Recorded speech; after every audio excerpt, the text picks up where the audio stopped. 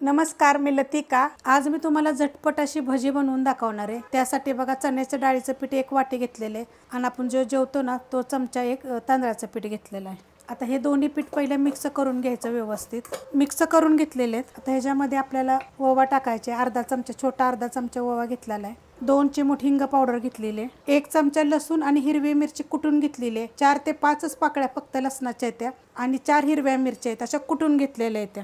चवीनुसार मीठ टाकायचं। हे मिक्स करून घेऊया। मिक्स करून झालेलं आहे। आता ह्याच्यामध्ये थोडीशी हळद टाकायची आणि कढीपत्त्याचे बघा मी छोटे मोठे तुकडे करून घेतलेले आहेत। कढीपत्त्यानं काय होतं, चव छान येते। एकदम बारीक कापून जरी टाकला तरी चालू शकतं। ह्याच्यामध्ये कोथिंबीर टाकणार आहे, थोडी जास्तच घेतलेली आहे। आपण हमेशा काय करतो, कांदा वगैरे वेगवेगळ्या पद्धतीने करतो, तर तुम्ही अशा पद्धतीने पण करून बघा, मस्त असे होतात। हे सगळं मिक्स केलं। ह्याच्यामध्ये बघा आपल्याला 2 चमचे गरम तेल घालायचे, एकदम कडक तेल असं 2 चमचे घालायचे।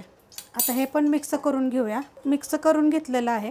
आता ह्याच्यामध्ये 1 चिमूटभर मी खायचा सोडा टाकणार, एकदम 1 चिमूटभर टाकलेला आहे आणि थोडंसं पाणी टाकून ही आपल्याला कालवून घ्यायचं आहे।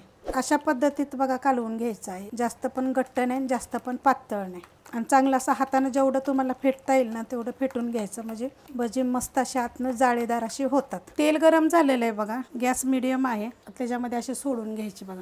आपल्याला काय ते गोलच अशी करायची नाही, ती वाकडे तिकडे जरी झाली तरी चालतात, पण खायला एवढी छान अशी लागतात ना, तुम्ही करून बघा। आणि पीठ काय करायचं, जास्त पातळ पण करायचं नाही, जास्त पण घट्टच नाही। आपण कायम काय करतो, कांदा घालून करतो, भाज्या कोणत्या पण वापरून करतो, तर अशा पद्धतीनं करून बघा, चवीला लय भारी लागतात। ह्याच्यामध्ये जरी नुसतं तुम्ही मीठ जरी टाकून जरी बनवले ना तरी पण छान लागतं। तुम्ही तसे पण करून बघा। आता हे मीडियम गॅसवरच करायचे आहेत आपल्याला, हे बारीक गॅसवर वगैरे करायचे नाही।